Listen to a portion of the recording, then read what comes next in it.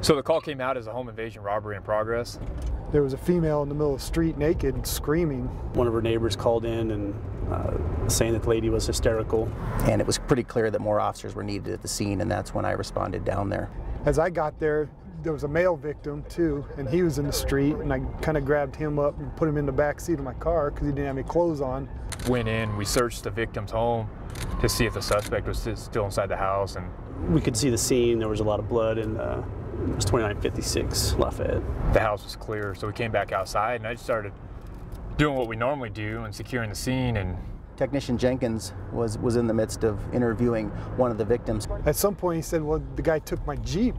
So this is actually 2956 Lafayette Street. This was the scene of the incident. This is where the call came out. When officers got here, the female was on the front porch screaming, and she ran across the street, and the neighbors here in the red house and the gray house were attending to her, and the male victim was in the middle of the street. I continued an interview with the victim, learning that he arrived home in the early morning hours of that morning, and was in his bedroom when he was confronted by a gunman. We knew that a shot had already been fired inside the house. The crime lab and the robbery detectives had arrived on scene. He had already, savagely beaten the victim. So this guy is fearless at this point, and literally he's a monster and not afraid of anything. So at that point, I got on the radio and told dispatch I was going to report the vehicle on NCIC in case another officer came in contact with it. They'd know he was armed and dangerous. The Colorado State Patrol contacted the Denver Police Department and said that they had started to receive a LoJack hit. Airborne 1, I'm a State Patrol aircraft just north of Coors Field, and I'm getting a strong signal. I have my LoJack unit here, and it was beeping, it was alerting. I figured I'll go give it a shot, drive around the area. I was continuing up Downing Street here because the point of reference the Colorado State Patrol was using was the Purina plant. Just kind of weaving around, just following the LoJack, keeping my eyes out. I come across Williams, the LoJack just starts going crazy. I turn around the corner, and right as I turn this corner, the Jeep turns north and faces me. I heard Dave say on the radio, I got the Jeep, we're headed southbound on High Street. And he's just cruising along, just has his arm up on the steering wheel, listening to his music, and just having a great morning. Dave Ryan called out that he had the vehicle and was beginning to chase the vehicle very close by, just a few blocks away. And I saw Dave go behind him, so I went around the block and came behind Dave. So I call out that he's taking off, he's not stopping. Dave is doing a fantastic job of staying behind the guy and calling it out. I have my overhead lights, my sirens on at this point. And as I got to Bruce Randolph, Repjar was coming westbound, I guess on Bruce Randolph, and took second car in the chase, which made me third car. And I speed up to catch up to him. We were getting approval from Sergeant Culverhouse and making sure we had the authority to pit. He needed to be stopped. There's most certainly going to be some type of confrontation. He's doing good 60 miles an hour. 230 to Ryan, if you have a chance to pit him, if you got cover, go ahead and do it.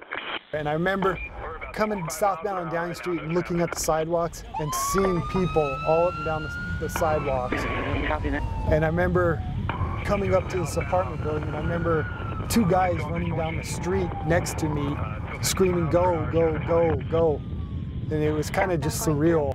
It was 9 a.m. on a weekend morning. Part of the things that are running through my mind is just how long will this chase go? Once we hit 23rd, we ran into a red light that had a couple cars backed up, and that's where I was able to catch up to him. And at this point, I was just trying to figure out how not to hit civilians in the street. I was worried about someone running out in front of us. And I was able to pit the vehicle in the 2200 block of Downing. It was perfect. It worked just like it was supposed to in the academy.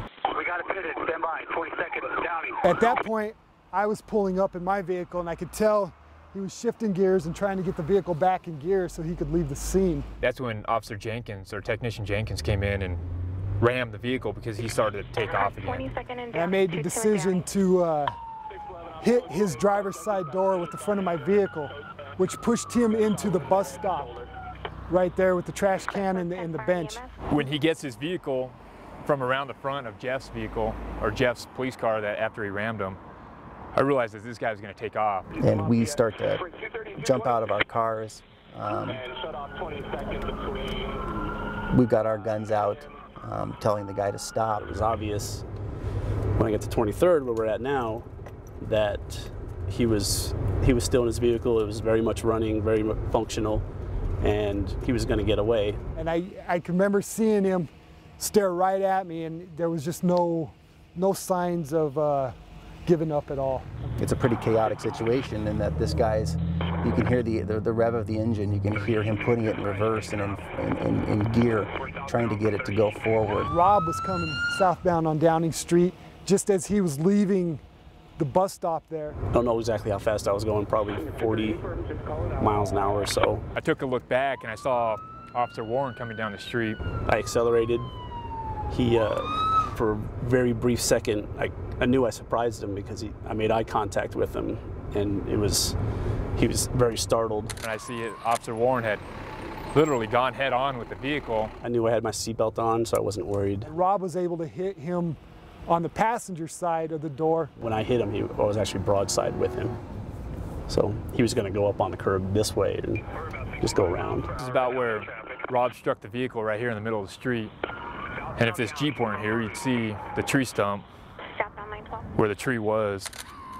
And this is where the Jeep Wrangler came to rest, right here. Rob's airbag deployed. He was dazed. You could tell when he got out. Now all of us are on foot. His vehicle's disabled. The windows had been tinted. It was difficult to see in. All four of us moved to the vehicle on the west side of the street. I remember seeing people hanging out the window. I was at the driver's side window. Dave was approximately at the front of the vehicle, directly in front of the driver's window. I put myself in the position because I knew Jeff needed cover. Rob was at the passenger window, kind of looking in the window towards him. We did know he had a gun. We knew that there was a shot fired at the house. And John was at the rear passenger window, smashing the window out. When I stood in front of the vehicle, I was giving him commands to, at that point, just see his hands. I just want to see his hands. As I was breaking the window out, I saw him make a movement towards the center of the vehicle. And then he came up with the pistol. I mean, it didn't take a rocket scientist to see that he's pulled the trigger once. He doesn't have any qualms about doing it again. And he pointed it right at Technician Jenkins. I mean, he was intent. He was pointing directly at Technician Jenkins' face. I knew Jeff was there, so as soon as my gun came up, my aim was low. So Rob was actually able to react first and began shooting. As I broke the glass, the gunshots were going off nearly simultaneously. If he left, he was going to kill somebody. I, at that moment, didn't know whether Jeff had been hit or not. And when he came up with the gun, I dove to about right here. Suspect down, shots fired. I mean, I wouldn't wish it on anybody, but when business has to be done, that's when we have to do our work. We took him out, put him in handcuffs, and called for an ambulance. I'm thankful for my training and everything that kicked in, thankful for the teamwork we had out there. And we just kind of trusted each other to know what their part was. And the plan unfolded, thank God, safely. And just reinforced number one, the need for us to be out here. And number two, that, we have the right people doing it. I remember hugging Dave in the middle of the street going, thank you for pretty much saving my life.